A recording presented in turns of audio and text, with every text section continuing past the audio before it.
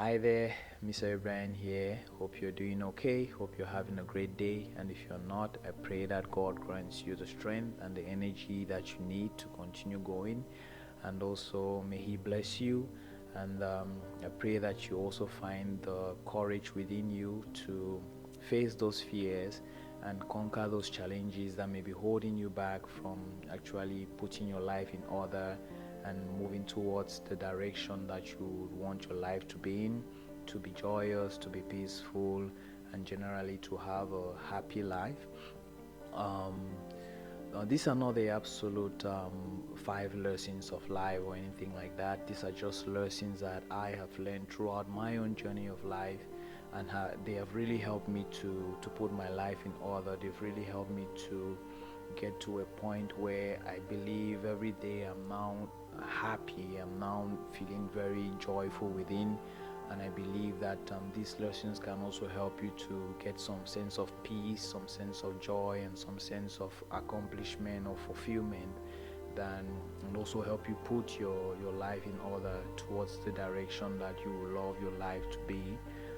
So the very first lesson I would love to talk about today is life is a game of relationships. I so love this particular lesson because it's literally the fundamental building blocks of life. If you look at life, everything that we are and everything that we can be, or what life is truly is just a game of relationships. Relationships are embedded in our family, relationships are embedded within us, relationships are embedded in everything that we do. And you find out that the better the relationships that we have with people, the better relationships that we have with the things that we do, the better relationships with our work, the better relationship with our friends, the better relationships with literally anything, we're definitely going to get like the best out of those things that we are committed to. If we have a good relationship in the family, we will definitely be a more loving family. We will definitely be a more stronger family, and we'll definitely always look out for one another. Even within our friends, we find out that the friends that we have like very good relationships with, we talk to them often. We check up on them. We always want to understand what's going on with them. We always want to help them out. We always want to be with them, and in turn, we always get like this reciprocated back to us, and then we always live like a happy and balanced life with those friends. We are able to overcome like challenges as well when they meet us in those relationships. So relationships are something that we should have a very deeper understanding of, and we have to see that everything that we do in life, everything that we try to commit ourselves in doing, we need to build a good relationship with. If you build a good relationship with your job, it will definitely help you get a better job. It will definitely help you offer more on your job. It will definitely help you get to maybe a higher position in your job. But if you're working in your job and you do not even love your job, you do not want to even go to work every day, there's no way you're going to get something great out of that job. There's no way you're going to get promoted. There's no way you're going to get the bonuses that you need if you do not love and really commit to what you are doing. If you do not have a good relationship with your spouse as well, there is no way that when troubles come or when you guys face problems, you will be able to overcome that challenge together and actually have that love for one another despite the fact that you guys may be going through some issues. And if you do not have a good relationship as well with yourself, it will be very difficult for you to even improve upon yourself. It will be very difficult for you to even know yourself and know your potential. One of the reasons we are very stuck in life these days is because most of us don't know who we are and don't know who we are even capable, or what we are capable of doing. We do not have a good relationship with ourselves. We have not really sat down to think about it, to really say that who is it that I am and what is it that I'm capable of. We don't seek to really understand ourselves. We don't seek to improve ourselves. And so we cannot really get the things that we are wishing for if we are not building that relationship with it. I can really literally go like a long way with this, because like relationships are everywhere. The relationship you have with your house is going to determine how clean your house will be. It's going to determine how much you have in there, or how you take care of your house, or how you go about your things. So relationships are something that we should have this perspective about. You should always try to build better relationships, not only with your job, but with your family, with God. If you do not have a good relationship with God, you will definitely not know Him. You would definitely not pray to Him every day. You would definitely not communicate with Him every day. You would definitely not even understand His purpose for your life. So relationships are something that we have to commit to. We have to understand that they are a foundation of life, and there is nothing that we can literally do without building a relationship with that stuff first. If you want to become if you want to be successful in life, you have to start building a successful relationship with yourself and with everything that you do. If you do not build a relationship, there's no way success is going to come to you. If you do not build a relationship of happiness or joy, of peace, you will definitely not get such relationships as well. And the second thing that I would love us to talk about today is life is perspective. This is a good one. This lesson came to me sometime back in Form 2, secondary school still. We were having a calligraphy class, and it was an examination class, and the teacher came into the class and he said, today's exam is going to be one where you guys would sit literally where you are and draw me from the position that you see me. So it was literally draw me from any direction that you can see me, from your perspective. And I found that during that class, most of us kept trying to change our positions. Most of us kept moving to like the front desk. Most of us tried moving closer to the teacher so we could really see him. Most of us were thinking that if we drew like him well, if we had to really get close to him to draw him, we were going to score the highest marks. But that was not the requirement to pass the exam. The requirement was to draw him from the perspective that we see him. It means that even if you submitted a blank sheet, you would pass the exam, because at certain positions maybe you were not able to see the teacher. The teacher cannot blame you for submitting a blank sheet, because he doesn't know what is blocking your view from seeing him. And even if you drew just like a slight corner of his hair, you would definitely pass the exam, because the exam was to draw me from the perspective that you see me. So this goes to play a part as well in life, in that whatever thing that however we shape our perspective, however we shape our worldview, will really determine how we interact with it. If we see life as some place that is filled with suffering, is filled with wars, is filled with crazy thoughts, is filled with like bad deeds, we would definitely not want to interact with life. We would definitely not want to be happy in life. We would definitely not want to really, get committed to life and really enjoy life. But if we shape our life, if we shape our perspective, if we shape our worldview about everything, about how to approach your job, about how to study, about how to connect with God, about how to go about your business, about what peace is, about what happiness is, about what joy is, if you shape your perspective, it will really give you a worldview that can really help you navigate through life, that can really help you get the best out of life. I believe we all are here for a particular purpose. I believe we all are here to really interact, because we need each other.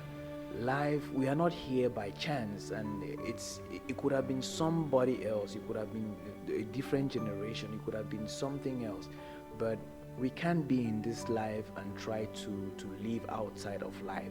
We need to live in life. We need to see that life is something that has come for us to really be part of it, to really take action, because everything that we do every day, every single thought that we have every day, it's the life that we are building. And if we want to see peace, we have to have the perspective of peace, which means that we have to start growing peace from within. If we want to see joy, we have to start growing joy from within.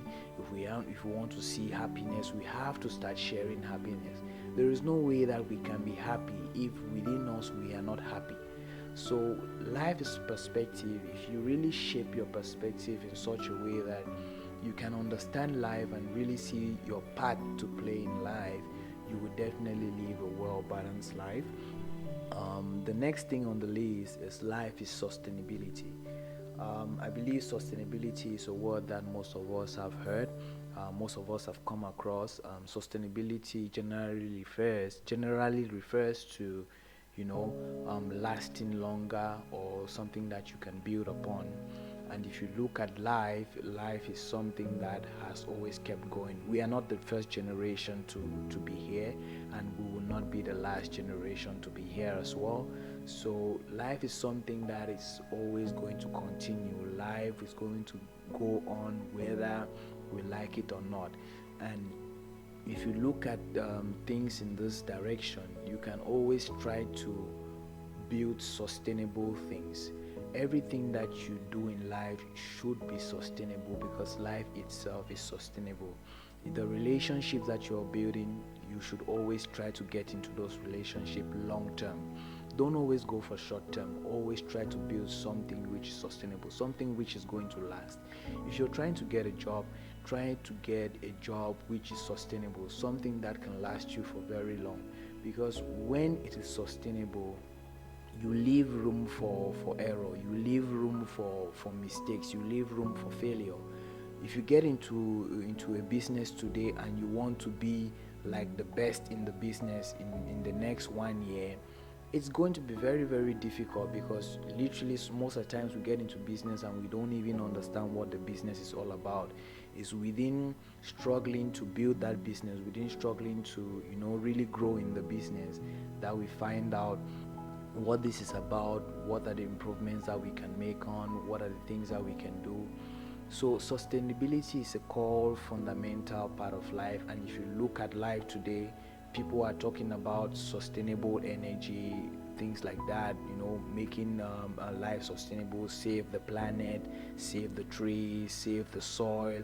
There's a lot of things going on trying to make people understand that this place is our home, and for this place to last, for this place to not crumble, we need it to be sustainable. So we have to start building in sustainable techniques or sustainable living, where we can really make sure that everything that we do is something that is not going to be detrimental to ourselves over the long run.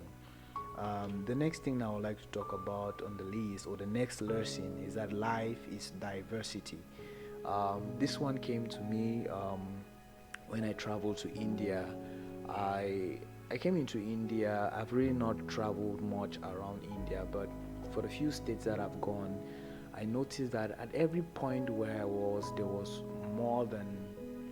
more than I could say maybe 500,000 people around that area, and there was just a lot. And there's a lot of culture, there's a lot of religion, there's a lot of perspective. There's just a lot of things going on in India. India is a place where there's just so much happening at once that you really cannot get a grip of. And if you make a mistake, if you just turn your eyes away, you would miss a lot. You would definitely be taken by the tide. And this really opened my mind, and I was looking at a broader scale to really look at life. I'm like, wow, this is really crazy, because most of the times we are just stuck in our head and we feel that all what we see is all what is there for us.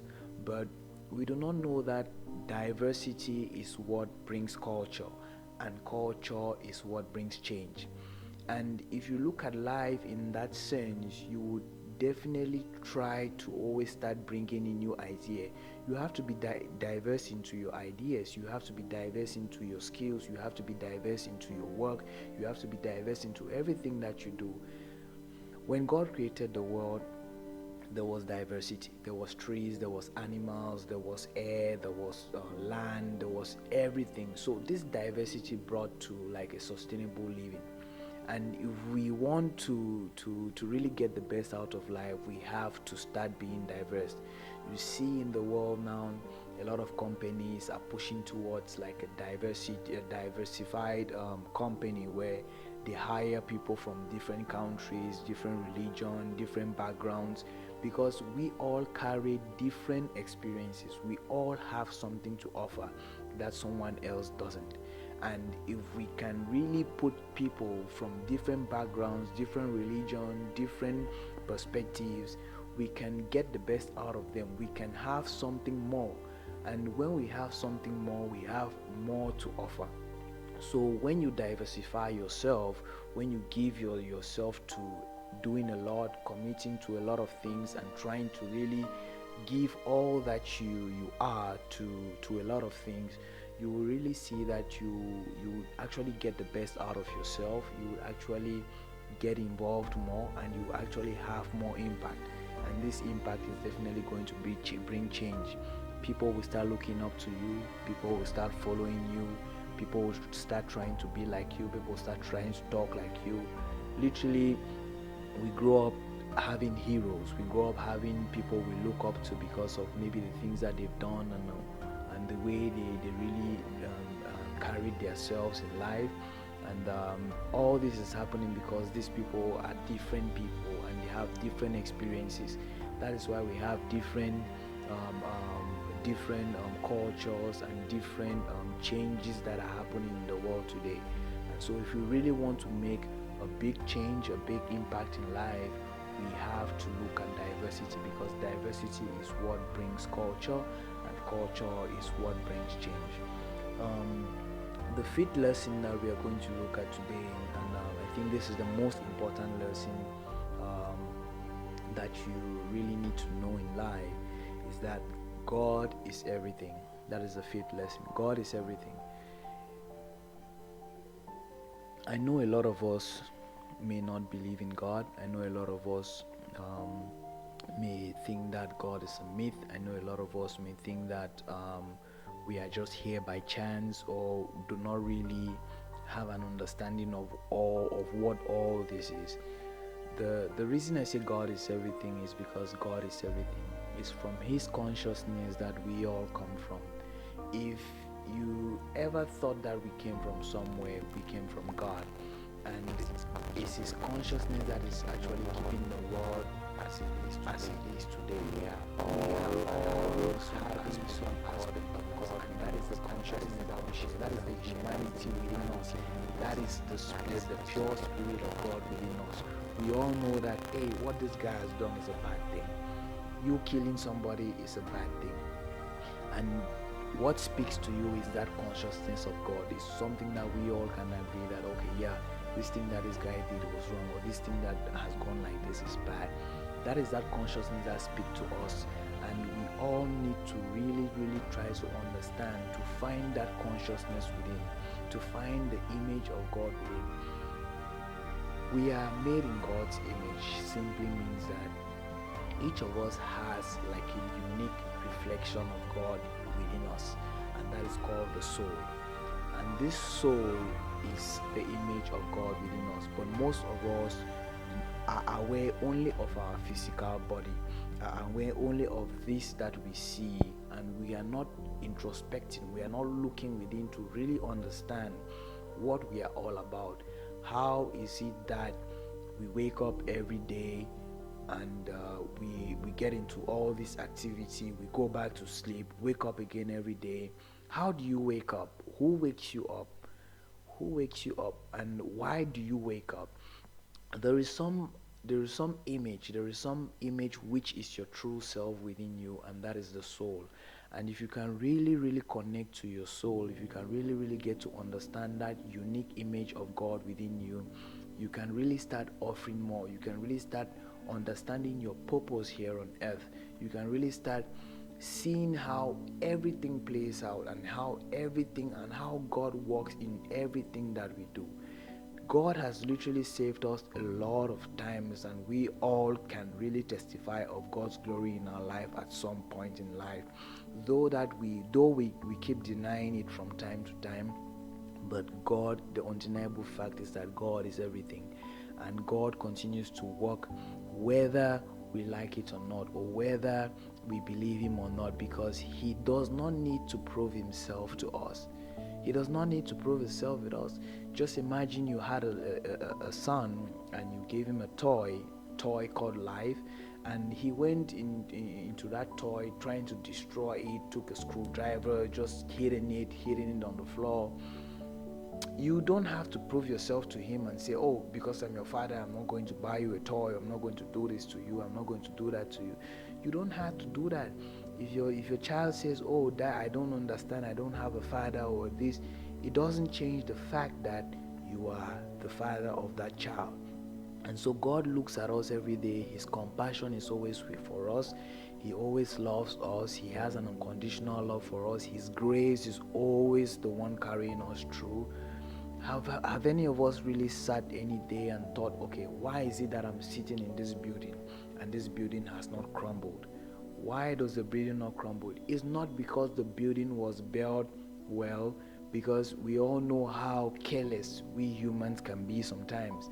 Why do we trust the builder so much that they had to put all the blocks like in line? Why is it that we do not think that the builders maybe got tired that day, or maybe did not eat some food, or maybe something happened to him and he was not in the mood, and maybe he was not as productive as he could be the previous day? So all these things play in life, and we feel that we are the ones who are actually in control, but we are not. We are not in control. What we need to understand is that we all have a part here to play, and we need to get connected with our soul image. We need to know that God's image within us. Once we know that, we can really have everything blissful to offer. We can really do more. We can really start living a happy life. We can really start living a joyous life. We can really start having such positive impact on the world, and we can really be there for one another. I really hope that this goes a long way to help you out. I really hope that you incorporate some of them into your life, and you start getting your life in the direction that you love to see it go. And I just want to recap on the 5 lessons that we've talked about here today. The first one is life is a game of relationships. The second is life is perspective. The third is life is sustainability. The fourth is life is diversity. And the fifth, which is the most important, is that God is everything. God is everything. God, you do not have to start debating on that. You do not have to start trying to, question that, because you cannot truly understand God if you do not have a good relationship with Him. It takes us back to the first lesson. The better your relationship with God, the better you're going to understand Him, and the better you will understand yourself and what you have to do here. So do take care and stay blessed, and I wish you all a blessed week. Bye bye.